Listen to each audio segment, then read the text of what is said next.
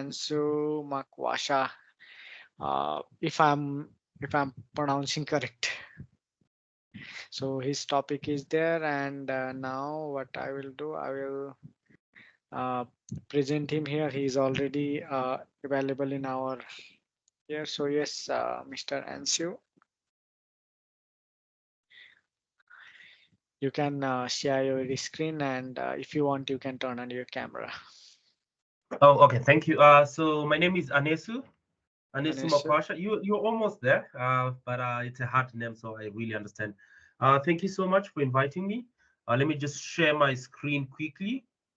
I'm gonna try make this into a 15 minutes talk so that we can have more conversations around it. So I thought I would be able to discuss deeply about what I'm doing and everything, but I've can't seem to find where I'll share. Oh, found share. Okay, as I'm sharing and switching on my camera. Hi guys, how are you doing? My name is Anesu, founder, Trusted Technologies. And Can you see my screen? Yeah, I Is it the right can screen? now we can see your screen. The one that has the okay. Yeah. So my camera is switching on. Do I really need to have my camera on? I think so. It's not mandatory. It's your choice. So if you want, you can use it. If you don't want, you can turn off your camera. That's fine. That's okay. Let's see how it works. Okay. So my name is Anesu Makwasha, founder of Trusted Technologies, an AI development company, launching our first product that we fully own. So usually we do consultation where we implement AI for automation of businesses in their different. So we use a lot of APIs to be able to create that because we do configure, price, and then use AI for businesses to grow their businesses. So our topic today is designing beyond limits, a tale of tech, design, and triumph. So the way this talk is set up is we're just going to discuss how I managed to growth hack my life in the way that I've been making tech for the last couple of years. So here we go. So the five things that I would want to be the key pointers for us to take away at home is remembering there's no external growth without internal growth. So in most of the talks that I've given, I've interacted with guys and they tell me how they want their career to grow. But then the question I ask is, what do you have to lose? What do you have to do for you to grow at an individual level?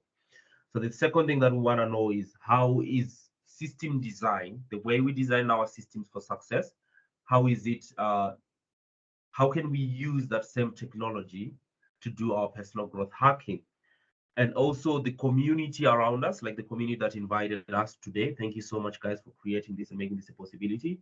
How they help feed our growth as entrepreneurs, as techies, as Microsoft certified MVPs, and also how do we learn from everyday use of real information to make personal better strides. So when we are designing AI systems, we use a lot of data.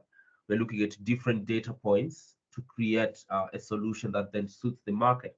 How can we use the data that we collect on an everyday basis to be able to create better personal strides as human beings? Um, also, the main thing is why you choose to be who you are affects who you will become. So let's go into it.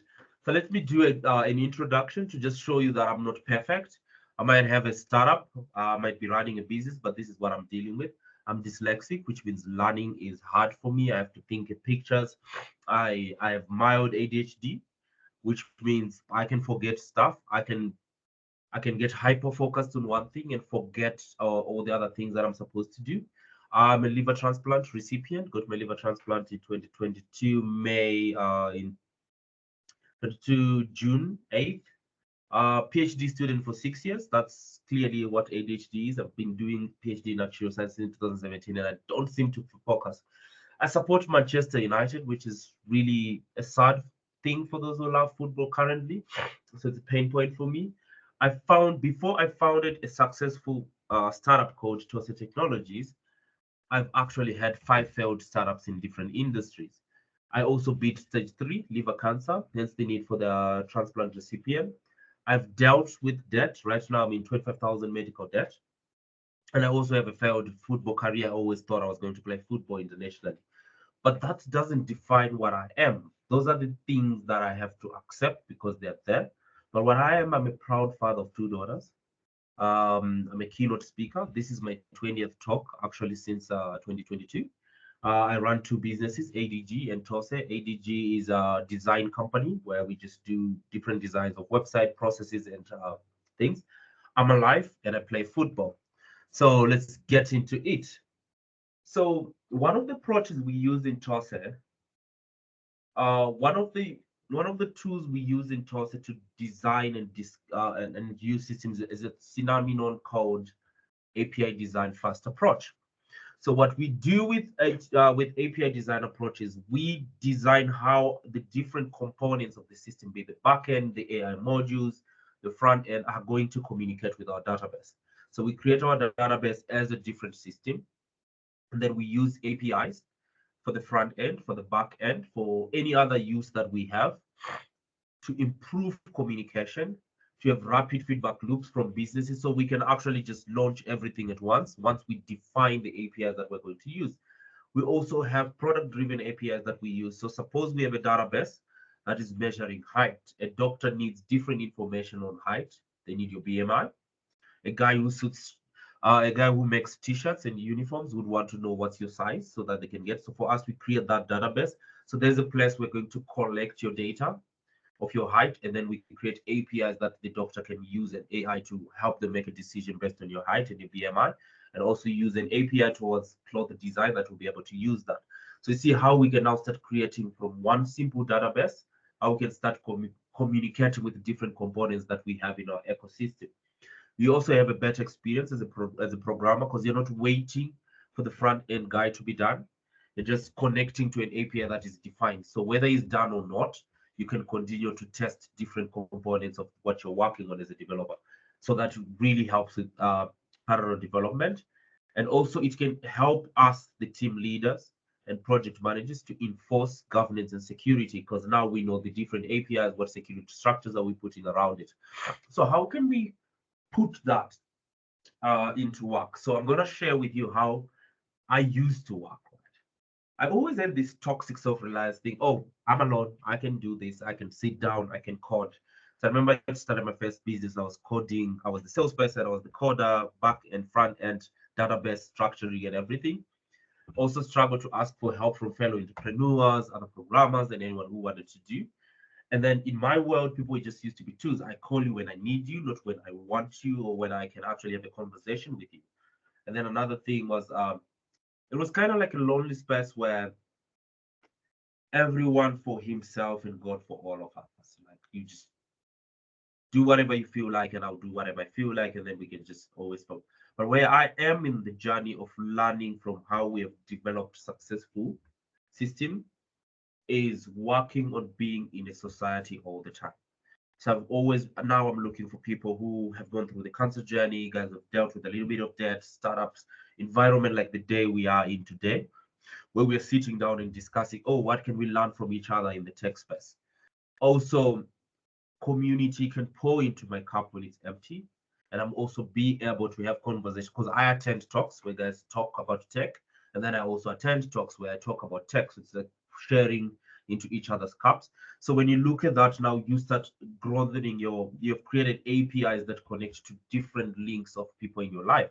So it can be your financial solution, your educational solution, your credits and licensing that you need to be around an environment where you can tap into and pour into. And in these environments, you can actually find how instrumental they are for growth of life.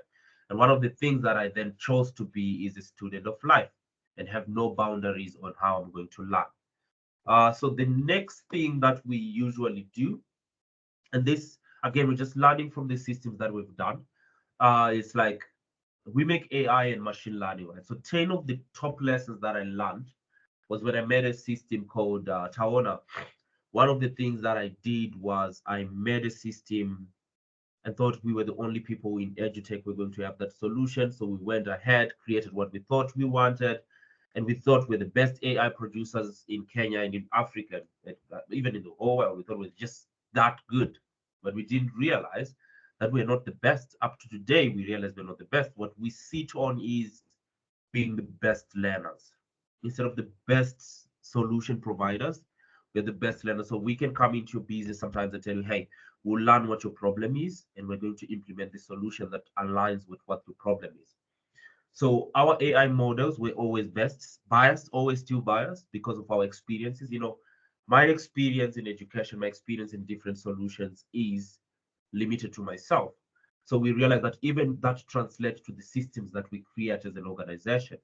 Also, we realize in that experience of creating an edutech system that instead of fighting the giants that exist in the market, we actually needed to collaborate with them so that we can be able to offer what we think they don't know or what we think they can't at the same time as we get what we can't get from them. And also, we started using an approach called UI/UX first. What is it that our users want to see? That's the interface. And what is the experience that they want to feel after using the system? And then we also started, so couple that with API first, we become one of the leading AI developing companies in Kenya. So one other thing that we realized is that everyone was wowed, but didn't necessarily have the problem that we saw. So it was like we discussing to clients, we're telling them this is what you need. They're really excited about it, but they don't have that problem, so they end up buying or not buying what they don't really need. Another thing was ethics in AI are very subjective, and then universities didn't have the data because we're working with universities to create a system that would help them monitor exams during COVID. And then the human input is always needed in AI. And then everyone in EduTech knew about the solution we're trying to make 20 years ago. So now in 2020, so now we can actually just come back and see how I applied this in my own life and the life of the team that I have around me. So there's no best self, right? So you can never reach that point to say, I'm the best version of myself. There's only a better self. So you can never stop learning. Always be a student of life. And you're also as good as the data you collect. So let me tell you a story, which is a Nineveh effect. I know it's a Christian story, but I'm not going to go religious with this. So there's a story in Christians in the Christian Bible, which says Jonah was supposed to go to Nineveh, but he ended up going to Tarshish, right? So the focus has been given on Jonah's journey, but now let's look at the guys who took Jonah to go to Tarshish. They lost their merchandise, they almost got shipwrecked. And in that space as they were doing that, one of the key things that I learned from that story was this guy these guys who were in this boat just lost a lot because they had people were going in a different journey with them. So as we are sitting here as techies in Philippines and all over the world, and I'm not so sure who is attending, one of the things we need to look at is in this space, as I'm sitting here today, am I with people who are going in the same direction as I want to go, or I'm with guys who are going in a different direction? Because the information, the environment you sit around, if you have created APIs to pour and tap into, is going to either limit you or create your growth so that you can go to the next level. So be careful who you are going. Be careful about who you're walking towards where you're going. If they're going in a different direction, it's going to weigh down on you and it's actually going to give you a bit of a headache. The other thing is the power of choice has an impact of who we are. So we like making decisions for ourselves, but are we making a choice? Because a decision is it is like this, so I have to. A choice is I choose this despite whatever the results and the implications of my decision is going to be. Also, people rally to your way of being. So your way of being is not what you choose to do in a situation. Your way of being is how you choose to be despite any situation. So it's what you create your persona to be. So for me, I create three personas every day. I'm confident. I've got this, and there's no better version of me than who I am today. So I need to work with those three things. So that way of being for me, when I get into meetings, I always have all those things, and I'm just dealing with that. The other thing is you're responsible to how your way of being lands on the community around you. So you can't then walk as if you're not existing in a community like we did, like, oh, we know what we're doing. So a lot of guys will look at us and they'll not even give us advice because we claim that we knew everything that we're doing. And also, one thing we realized that we started implementing in our personal lives was the things you don't know. So you can't walk around assuming that you know everything. Be on the lookout of what don't I know? What am I missing? What can I do to have a better situation and to create a better version of myself? And also, one thing that is clear is we are all seated here. I'm so sure what I'm going to go through last week, the 16 to 20 people that are attending this meeting, one of you has gone through that. So we need to tap into each other, learn from AI and machine learning models, how to continuously tap into the society and the data that is collected by everyone else. And one of the key one, which was really hard for me, is if you're in doubt of what you want to do, why don't you just ask the next person? Probably they have a better answer and you don't have to go through what they've gone through. So one of the key things that I realize is the way of being. Right? So when we look at the way of being, is when we design systems, right? They're usually in the realm of three things, which is to create user-friendly solutions that people enjoy using, which is a what, to leverage our understanding of user preferences, which is a how, to address real user needs and solve their problems, which is a why. So we realized that people don't buy what you do, but they buy why you do it. So you need to create a way of being which addresses yourself. Why do I do this? Why do I want to be in tech? Always ask yourselves a lot of why questions so that you can be able to create a way of being that is not only powerful, but that is great enough for people to be able to work with you. Also leverage on understanding the user preferences, which is now ask yourself how do I want to achieve this?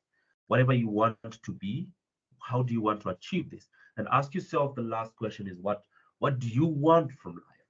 Because most of the times us guys we're in the tech world, we're focusing on how to make our systems better, but our system can only be as better as we want to be better.